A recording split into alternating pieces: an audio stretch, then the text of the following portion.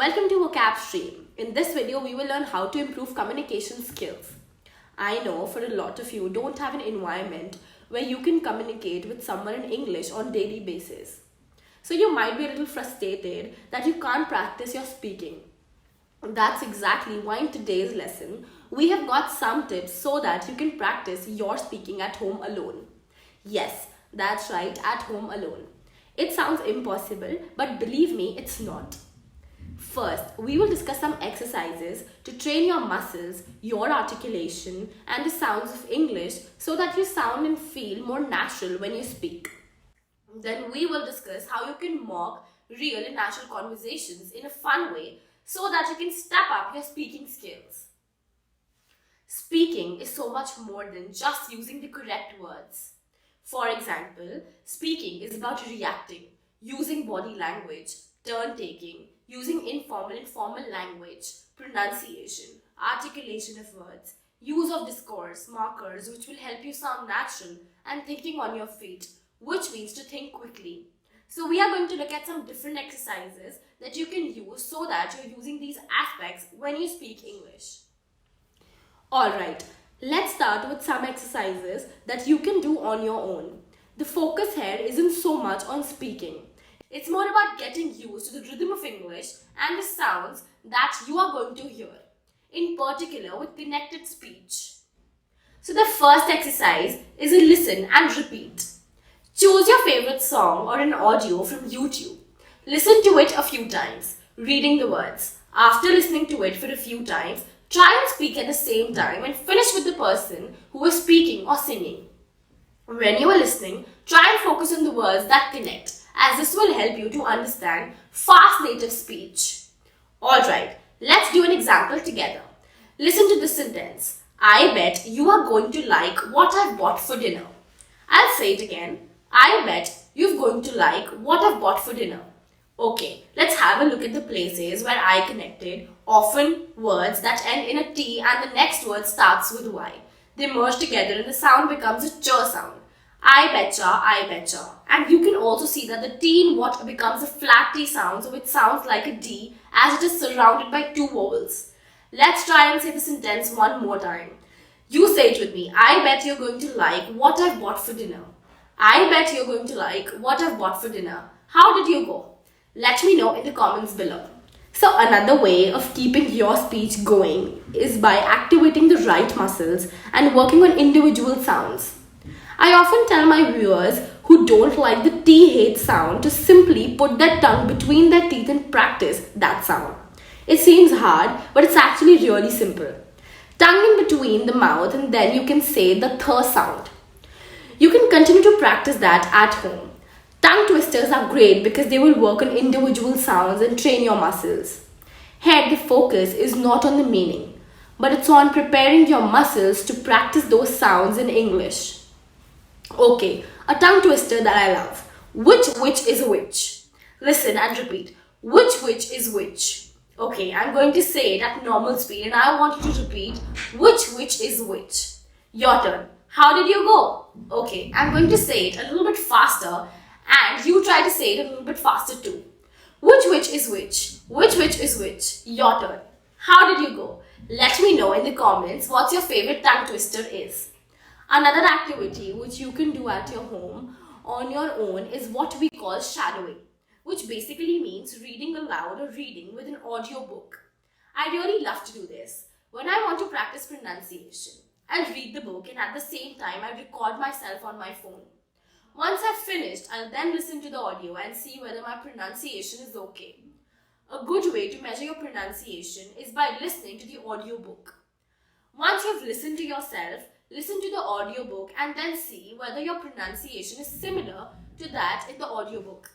The important part is not to be too critical, but to learn from your experience and improve your pronunciation and your speaking. In addition to this, you can also listen to the audiobook and read aloud at the same time. And if you don't want to do that, you can even pretend that you're reading aloud to an audience in your bedroom or in your kitchen. Another exercise that you can do at home is singing. And personally, this is my favorite because learning with songs is natural. It's fun and it's full of repetition. One of the things that I like to do is either singing in the shower or karaoke. Find a song you like on YouTube, get the words up, and then just sing along to it. By singing in the shower or singing to karaoke, you are going to have lots of fun. Okay, so you have done the prep work. So part 2 is all about developing conversations. It's time to actually challenge yourselves in activities that will likely help you to have better conversations. These activities are designed to help you think on your feet, react more naturally, and think outside the box. So a great activity you can do on your own at home is working with a scene. Everybody has a favorite TV series or movie, so use them to your advantage. What you can do is pick out your favorite scene and watch it on mute. And as you watch it, narrate the scene.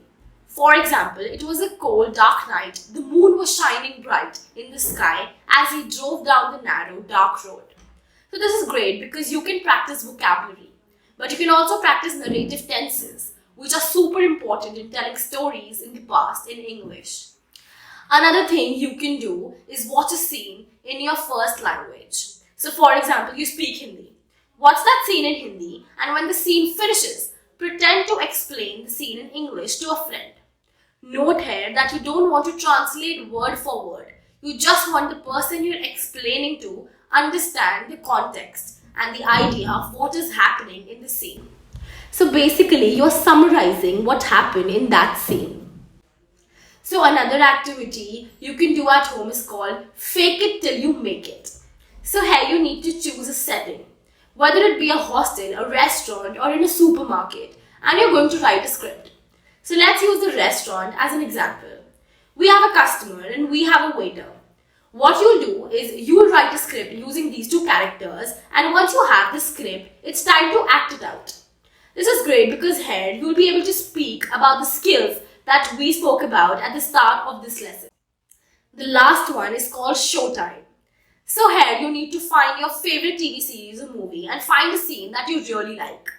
Find the transcript online. You can either print it out or look at it on your phone and then pretend to be one of those characters. Reacting, turn taking, and using body language to get your message across. Make sure you focus on intonation, connected speech when you say the dialogue. So I've spoken about recording yourself a lot in this lesson, and although you might feel a little bit uncomfortable to listen to yourself back, it's really efficient and brings a great level of awareness to the things you're doing well and the things you could improve on. So use recording to your favor. For example, you could write down a list of real life situations on a piece of paper, whether it be a job interview at the doctor or even having coffee with a friend. So let's take the job interview for example. You can type into Google common job interview questions, write the questions out, and then practice saying them in front of the mirror while recording yourself at the same time. Once you've finished, listen to yourself back and see if you're intelligible. If you use the correct register, that is informal or formal language, and check your pronunciation. You can do this exercise with a number of real life situations, so you'll never get bored. Everybody today uses WhatsApp, and a great feature of WhatsApp is the voice recording feature. If you have a friend that speaks English, don't write to them. Send them voice messages. And if you don't have anyone, then you can practice with simply create a group with yourself. And each day spend yourself a voice memo of 1 minute or 2 minutes long, and then in a month's time or 6 months' time, listen to yourself back and check your pronunciation. See if you were intelligible, if you made sense, and check your register whether you're using formal and informal language. What you can also do is find a picture online. It could be of anything. Then set a timer for 1 minute or 1.5 minutes. In this time, write down a piece of paper all of the keywords that you see in that picture. Write down literally everything, not just the key features of the picture. Then once the time is up, set a timer for 1 minute or 2 minutes, and in this time, you are going to invent a story. A way to see if your story makes sense is to record yourself. So when you're telling a story, record yourself, and when you finish, listen to yourself back to see if you are intelligible or understandable. Here is also a good chance to check your pronunciation. Another way you can develop conversational skills without leaving your home is online through Meetups and online gaming. There are lots of online meetups where you can connect with people with common interests. So for example, you are interested in gardening. If you join an online meetup group, you will be able to find someone who lives on the other side of the world, where you can share ideas and practice your English.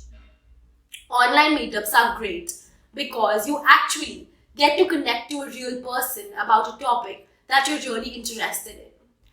When I meet an English learner for the first time, I always ask them, where do you learn English? And I'm amazed at how many people tell me that they learn English by online gaming. And it's really a great place to practice your English skills. Because gamers tend to use fast, informal speech, but there are still visual supports there to help you. So in summary, what you've learned today is that repetition is a part of the process, but it actually doesn't improve your speaking. It is just like the prep work. Real speaking involves much more. It involves body language, it involves reacting, it involves turn taking, the use of discourse markers, connected speech, and great pronunciation. If you do the activities mentioned in this lesson, I am sure that you're going to feel confident when you need to speak to others. A fluent speaker isn't afraid of making mistakes and learning from others.